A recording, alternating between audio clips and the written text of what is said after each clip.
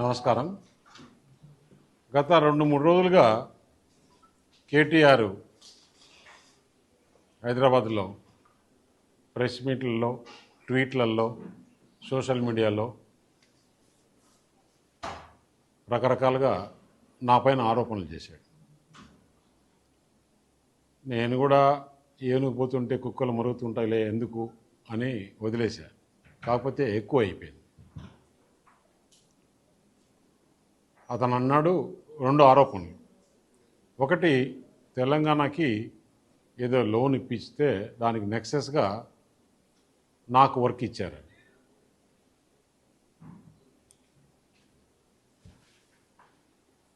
₹1660 కోట్ల సీఎం రమేష్కి హైదరాబాద్లో వర్క్ ఇచ్చారు అని. కేటీఆర్ ప్రభుత్వంలో ఉన్నాడు 10 సంవత్సరాలు. ₹1660 కోట్ల నామినేషన్లో వర్క్ ఇస్తారా ఇవ్వరా అనే నామ్స్ కూడా తెలియని అజ్ఞానే, లేదు రేవంత్ రెడ్డి పైన బురద చల్లాలన్నా ఎందుకు చేస్తున్నాడు అనేది ఆలోచన చేస్తే ఇంట్లో ఒక కుంపటి తయారైంది. ఏదైతే జగన్మోహన్ రెడ్డికి వాళ్ళ సిస్టర్తో ఎలాంటి ఇబ్బందులు ఉన్నాయో ఇతనికి అలాంటి ఇబ్బందులు. దాన్ని డైవర్ట్ చేసేదానికా లేదంటే దేనికి? అతని ఆరోపణలో ఇంకొక విషయం కూడా చెప్పాడు. సీఎం రమేష్కు 1660 కోట్లని. నేను మొత్తం దాని డీటెయిల్స్ అని తెప్పించాను. అక్కడ రోడ్డు టెండర్ జరిగితే దాదాపు 5-6 మంది పోటీ వేశారు. పోటీ వేసిన దాంట్లలో Ritwik projects, Megha engineering, L&T, Raghava, ఇంకా 1-2 కంపెనీలు ఉన్నాయి. అది కూడా 2 ప్యాకేజీలు అయితే ఒకటి L&Tకి, ఒకటి రిత్విక్కి L1 అయింది. చాలామంది పోటీ వేశారు. జరిగి కూడా దాదాపు 3 నెలలు అయింది. రిత్విక్ ప్రాజెక్ట్స్లో నేను డైరెక్టర్ కాదు, నేను మేనేజ్మెంట్లో లేను. ఆంధ్ర వాళ్ళకి తీసుకుపోయి ఇచ్చాడు అన్నారు.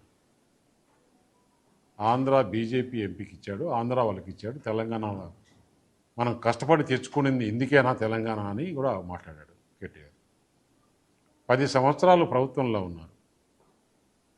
10 సంవత్సరాల ప్రభుత్వంలో మీరు దాదాపు 6-7 లక్షల రూపాయలు అన్ని డిపార్ట్మెంట్స్ కలిపి వర్కులు జరిగాయి. అంటే ఒక కాళేశ్వరమే 1,00,000 కోట్లు. అలాంటివి మీ వాటరు గురించి జలమిషన్ అని చేశారు తెలంగాణలో. అది ఒక 30,000. రకరకాలుగా రోడ్స్ కానీ ఎలక్ట్రిసిటీలో కానీ అన్ని రకాలుగా 4-5 లక్షల కోట్ల పైనే 10 సంవత్సరాల్లో వర్కులు చేశారు. అంటే ఎనీ ప్రభుత్వము ఒకరికి వర్క్ ఇవ్వాలంటే 5 లక్షల రూపాయలు మించి నామినేషన్లో ఇచ్చేదానికి లేదు. అంటే నువ్వు ఇంతకుముందు ఇచ్చిన వాటన్నీ అలాగనే ఇచ్చావా? ఇన్ని వర్కులు నీ ఇష్టంతో నువ్వు ఎవరనుకుంటే వాళ్ళకి ఇచ్చేసావా? దానికి ఒక ప్రాసెస్ ఉంది. టెండర్లు పిలుస్తారు. ఎవరు తక్కువ కోట్ చేస్తే వారికి ఇచ్చే ఆ మాత్రం జ్ఞానం కూడా లేకుండా నాకు రేవంత్ రెడ్డి తెలంగాణ ముఖ్యమంత్రి స్నేహితుడని నాకు వర్క్ ఇచ్చినారని చెప్పేదానికి అయింది కదా. మరి మీరు ప్రభుత్వంలో ఉన్నప్పుడు ఇదే రిత్విక్ ప్రాజెక్ట్స్ తుపాకులగూడెము 2,000 కోట్ల రూపాయలు పనిచేసింది. అప్పుడు మీరు ఇచ్చారా?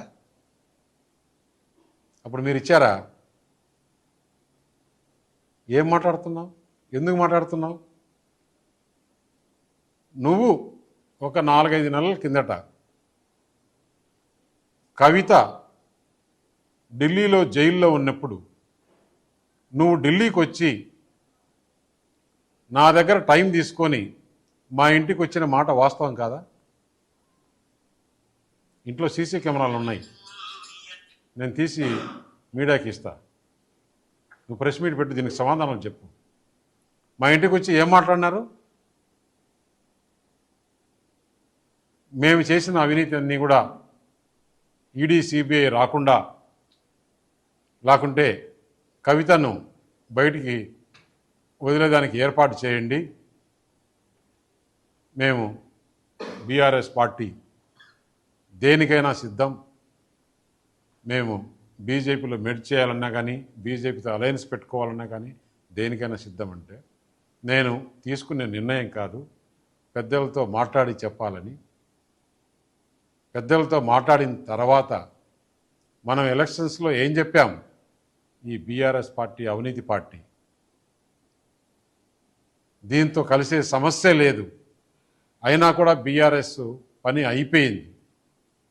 పార్లమెంట్లో ఒక సీట్ రాలేదు, గవర్నమెంట్ లేదు, ప్రజలు వాళ్ళని చీకొట్టారు. అటువంటి వాళ్ళతో మనం కలిసే సమస్య లేదని చెప్పిన తర్వాత నువ్వు ఎంత బాధపడి ఎంత చేశావు? అసలు రాజకీయంగా నువ్వు ఏ విధంగా ఎమ్మెల్యే అయినావు తెలుసా? ఆ రోజు టీడీపీ టీఆర్ఎస్ అలయన్స్లో నేను నీకు చేసిన మేలు మర్చిపోయావా? ఆ రోజు నువ్వు 300 ఓటుతో గెలిచావు. ఏ విధంగా గెలిచావో నాకు తెలుసు. ఎందుకు నేను వచ్చినప్పుడు అడిగా, ఎందుకు మీరు రాజకీయంగా కరెక్ట్గా పోవట్లేదు? మంచి మంచి నాయకులందరినీ పోగొట్టుకున్నారు. తుమ్మల నాగేశ్వరరావు అటువంటి నాయకుడిని ఎందుకు మీరు దూరం చేసుకున్నారు? ఈరోజు ఇంత బాధపడుతున్నారు అని చెప్తే ఏం మాట్లాడావు? చంద్రబాబు నాయుడు కమ్మ వారిని మేము దగ్గరికి తీయం, మాకు కమ్మ నా కొడుకులు అవసరం లేదు నేను చెప్పా. ఎందుకు కొంచెం నోరు తగ్గించుకొని మాట్లాడు. రెడ్లను నమ్మాం. రెడ్లను నమ్మితే గవర్నమెంట్ పోయిన మరుసటి రోజే పోయారు.